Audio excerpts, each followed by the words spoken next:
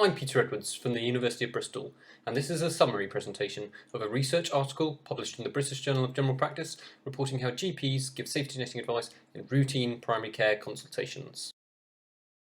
Safety netting advice is information shared with a patient or their carer designed to help them identify the need to seek further medical help if their condition fails to improve, changes, or if they have further concerns about their health.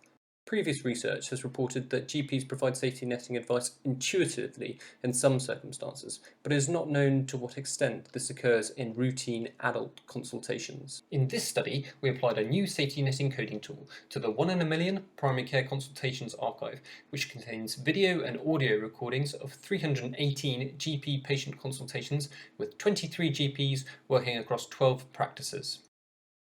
We observed safety netting advice being delivered in just under 2/3 of all consultations and for just under half of all problems discussed. Neurological problems were most frequently issued safety netting advice, whereas urological problems had the least advice. On an individual GP level, the rate of safety netting advice per problem ranged from as much as almost 9 out of every 10 problems seen to 2 out of every 10 problems seen. The mean average across the 23 GPs was 46.9% of all problems seen. We found that the vast majority of cases, the doctors initiated the safety netting advice, but there were a few occasions where patients asked what they should look out for. Most advice was delivered during the treatment planning and closing phases of the consultation, and it was rare that patients asked any questions about the advice, and even more rare that the doctors issued any written advice. We classified episodes of safety netting advice into two categories, generic and specific. In brief, generic advice included symptoms such as your condition gets worse, you feel more unwell, or asking patients to seek help if their symptoms did not get better, but without giving them a set time period. By contrast, the advice was coded as specific if a doctor gave them a set time period when they should return if their symptoms had not resolved, or mentioned a new specific symptom, such as the wound becomes red and swollen. Across all 390 episodes of safety netting advice, we found a near 50-50 split between specific and generic advice, but we found that doctors tended to give more specific advice during the treatment planning phase of the consultation compared to more generic advice during the closing phase. The most common categories of symptoms patients were told to look out for were a new specific symptom or condition, for example, you start to cough up any blood, if their current illness or symptoms did not get better, or if their condition generally got worse. We found it was rare that GPs were directing patients to emergency or out-of-hours services, and in over 90% of cases, GPs suggested that the patient either return directly to them or to the practice in general.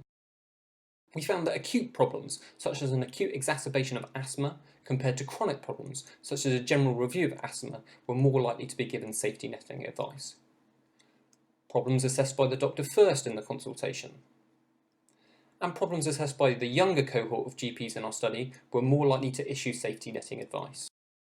We did not find any associations between patient age, sex, ethnicity, or deprivation quintile. Most patients in the study gave us consent to look in their medical notes, and we found that for less than half of problems where doctors gave safety netting advice, there was documented evidence of this advice in the notes. The main limitations of our study are that patients and doctors knew that they were being recorded, and this might have changed their interactions. We found that chronic problems were less likely to be given safety netting advice than acute problems, but we could not tell if the patient had been previously given extensive safety netting advice for that chronic problem in a previous consultation. And finally, this was a study of only 23 GPs in the west of England, and their practice might not be reflective of the whole UK, let alone the rest of the world. So to finish, I'd just like to highlight some points of discussion and reflection. If you're a patient who has recently seen your GP, did you leave the consultation knowing what to do if things didn't go according to plan? Was the advice you were given clear? For doctors and other allied healthcare professionals, do you routinely give safety netting advice? Do you think the advice that you give is clear, and do you find time to document that advice in the medical notes? Finally, as our study showed a lower frequency of safety netting advice for problems assessed later in the consultation, and we know from previous research that consultation duration only tends to increase by 2 minutes per additional problem raised, can and should GPs be expected to safely assess more than one problem in a single 10 to 15 minute consultation?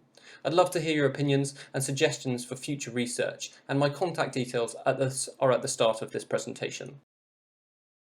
And that's it.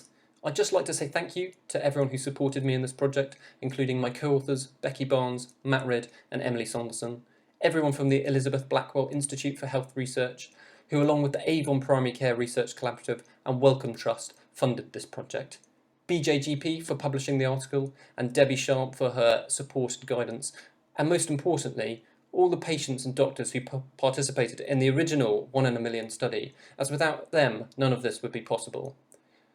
Thanks to Pixabay for royalty-free images, and to you for listening to me.